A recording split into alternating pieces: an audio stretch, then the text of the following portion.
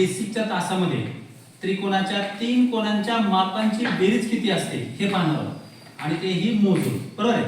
तर त्रिकोणाच्या 3 कोणांच्या मापाची बेरीज किती असते अगोदर सांगा तुम्ही.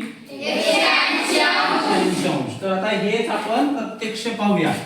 तर मी इथं 3 डॉट घेतलेले पोरांना, हे ए बी सी 3 बिंदू घेतलेले. आता मी हे एकमेकाला जोडेन, ठीक आहे ना. एकमेकाला जोडल्यानंतर ही एक आकृती तयार होईल आणि ह्या आकृतीला काय म्हणता मग तुम्ही. त्रिकोण म्हणता, बरोबर आहे. अगदी बरोबर आहे, त्रिकोण म्हणतात. आता मी या त्रिकोणाचे हे जे ए बी सी असे 3 शिरोबिंदू म्हणून घेतलं आपण त्याला, तर शिरोबिंदू म्हणून घेतले. तर हे शिरोबिंदू म्हणजे त्या प्रत्येक बिंदूशी एकमेकाला हे जोडल्यानंतर कोन तयार झाले. आणि मग या कोणाचं आणि या कोणाचं माप किती आहे हे आपण एक कोन मापकाच्या सहाय्याने बघूया. हे कोन मापक आहे, बरोबर आहे. कंपास मध्ये आपल्याला एक महत्त्वाचं एक साहित्य आहे, ते कोन मापक म्हणतात. त्याच्याने आपण कोन मोजू शकतो.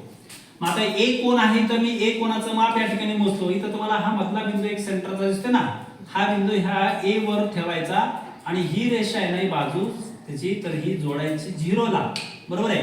0 ला जोडल्यानंतर इथून मोजतोय मी 0 10 20 30 40 50 आणि 60.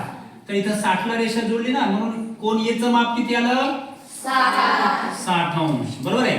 तसंच इथं बी कोन पण मोजतोय मी. हे बघा बी हा बिंदू आणि ह्या कोन मापकाचा मधला बिंदू जोडला आणि इथं हा 0 ला ही रेषा जोडली. मी कोन मोजतो बघा आता वरच्या बाजूने 0 10 20 30 आणि 40. तर बी चं माप किती आलं रे 40 अंश आलं. आता राहिला कोणता कोन फक्त सी. मग आता मी सी कोणाचं पण माप या ठिकाणी मोजतो. तर बघा सी बिंदू इथे ठेवला, इकडे 0 ला जोडलं. इथं मी मोजतो 0 10 20 30 40 50 60 70 आणि 80 ला ही रेषा जोडली आणि म्हणून कोन सी चं माप किती आलं 80 आलं. ओके. आता आपण तिन्ही कोणांची मापे मोजून घेतलेली, बरोबर आहे. आता या तिन्ही कोणांच्या मापाची बेरीज करून बघायची आपल्याला. आता कोणाची मापे मिळाली, मग कोन ए अधिक बी अधिक कोन सी बरोबर याचं माप 60 अंश प्लस बी चं माप 40 अंश प्लस सी चं माप 80 अंश.